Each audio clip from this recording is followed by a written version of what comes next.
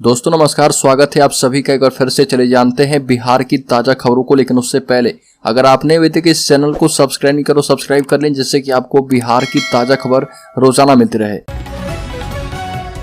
सबसे पहली बड़ी खबर, शिक्षक भर्ती में फर्जी अभ्यर्थियों पर बीपीएससी का एक्शन। 5 साल तक परीक्षा नहीं दे पाएंगे 20 कैंडिडेट्स और इनमें से 11 लोगों ने दूसरे के बदले दिए हैं एग्जाम। बिहार लोक सेवा आयोग ने शिक्षक भर्ती में किए गए फर्जीवाड़े में बड़ी कार्रवाई की है। 20 अभ्यर्थी अगले 5 सालों तक प्रतियोगी परीक्षा नहीं दे पाएंगे।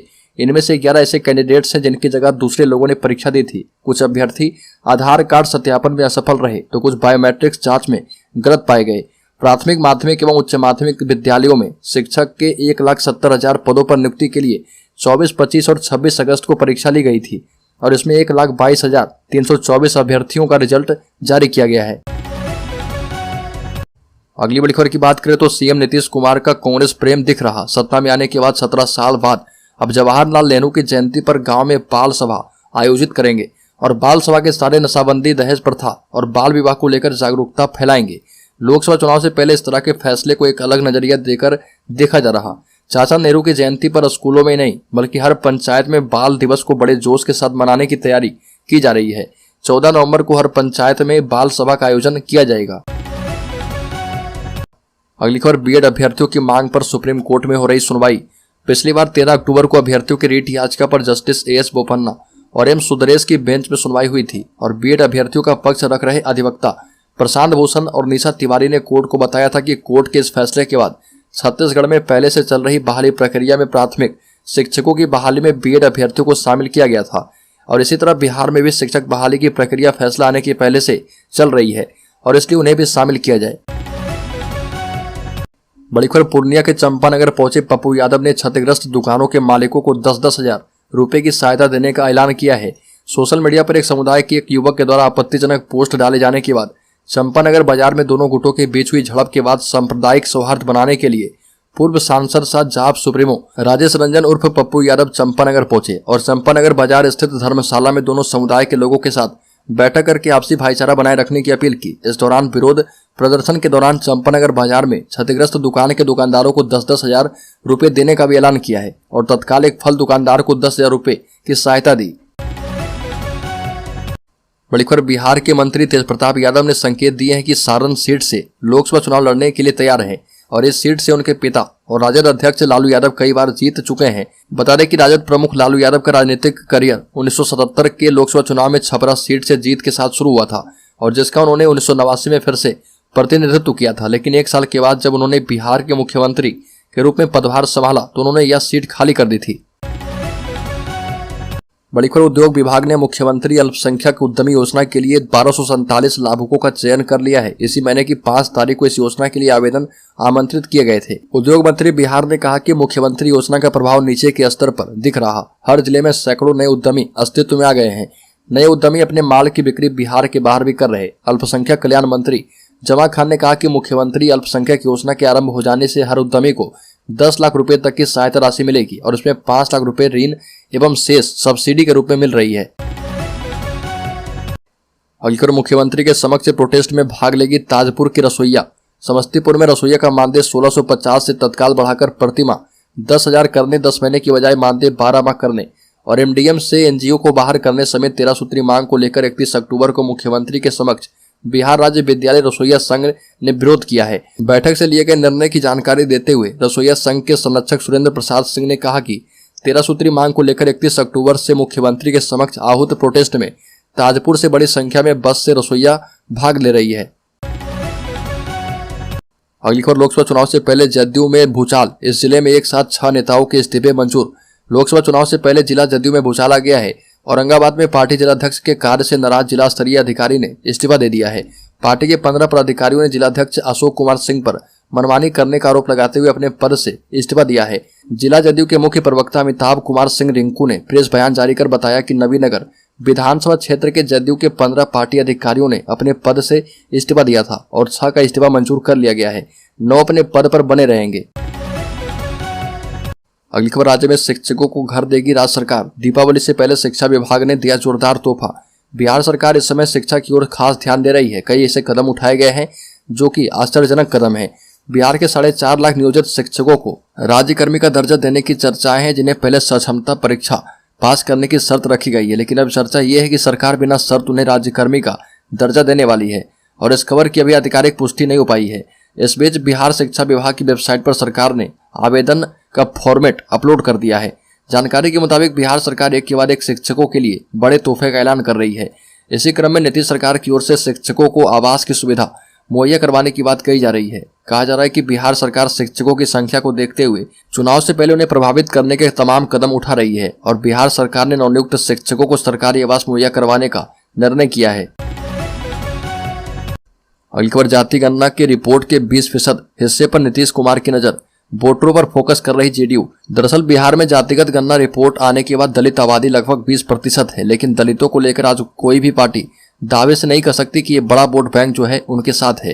नीतीश कुमार की नजर दलित वोटरों पर है और पहले भी नीतीश कुमार ने सिर्फ पासवान छोड़कर तमाम दलित जाति को महादलित बनाया था, लेकिन उसके बाद समय के साथ साथ दलित वोटर भी नीतीश कुमार से खिसकते चले गए। लेकिन इस बार फिर से नीतीश कुमार की पार्टी जेडीयू ने इस बड़े और प्रभावशाली वोट बैंक को अपने साथ लाने के लिए पूरी ताकत झोंक रखी है।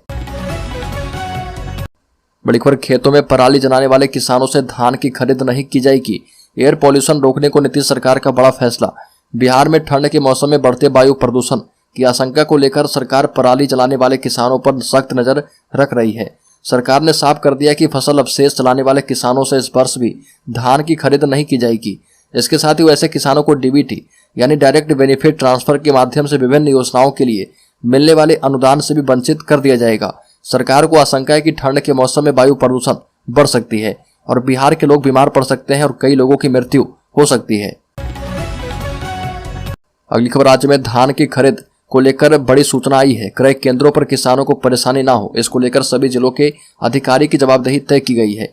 बिहार सरकार के खाद्य सचिव विनय कुमार ने बताया कि इस बार सरकार ने 45 लाख टन खरीद का लक्ष्य रखा है और इससे 30 लाख टन चावल तैयार होगा। यानी बिहार राज्य खाद्य निगम द्वारा 30 लाख टन चावल की खरीद की जाएगी। और बताया गया कि इसके लिए राज्य सरकार द्वारा पंचायत स्तर पर जागरूकता अभियान चलाने का निर्देश सभी जिलों को दिया गया है। सरकार ने धान बेचने वाले किसानों को 48 घंटे के अंदर राशि भुगतान सुनिश्चित करने का आदेश सभी जिलाधिकारी को दिया है। बड़ी खबर, बाहरी लोगों की नौकरी पर बोले जीतन राम मांझी। फूलपुर के चक्कर में बिहारियों के भविष्य का सौदा कर रहे मुख्यमंत्री नीतीश कुमार। हाल ही में यूपी में जेडीयू नेताओं ने पटना में मुख्यमंत्री नीतीश कुमार से मुलाकात की थी और आग्रह किया था कि वो फूलपुर से लोकसभा चुनाव लड़ें। बैठक के दौरान यूपी में पार्टी संगठन के विस्तार पर चर्चा हुई थी, जिसके बाद अब हम संस्थापक जीतन राम मांझी ने इस बैठक पर सवाल उठाते हुए हमला किया और कहा कि इस बैठक में यह साबित हो गया कि शिक्षक नियुक्ति परिणाम में अन्य राज्य के लोगों के चयन के बहाने जदयू उन राज्यों में अपना विस्तार चाहती है। बड़ी खबर, आरा में महिला ने एक साथ 4 बच्चों को दिया जन्म। सभी नवजात स्वस्थ, कई सालों तक दंपति को नहीं हो रहे थे संतान। आरा जिले में एक दंपति को शादी के 4 साल तक बच्चे नहीं हुए और बच्चे को लेकर दंपति ने इलाज के साथ साथ पूजा पाठ भी करवाया। अब महिला ने एक साथ 4 बेटे को जन्म दिया है। पूरे क्षेत्र में चर्चा का विषय बना हुआ है। दरअसल बक्सर जिले के नैनी जोर थाना क्षेत्र अंतर्गत छोटकी नैनी जोर निवासी भरत यादव की पत्नी ज्ञानती देवी ने एक साथ 4 बेटे को जन्म दिया। हालांकि चारों बच्चे ऑपरेशन करके हुए हैं और ज्ञानती देवी शादी के बाद 4 साल तक गर्भवती नहीं हो रही थी। बड़ी खबर, बिहार के गांव प्रखंडों में शिक्षकों को किराएदार बनाने से अब होगा फायदा। बता दें कि बिहार सरकार अब प्रदेश के सरकारी स्कूलों के शिक्षकों को आवास की सुविधा देने जा रही है। सरकारी स्कूल के अध्यापकों के वेतन भत्तों पर 33,000 करोड़ रुपए खर्च किए जाएंगे।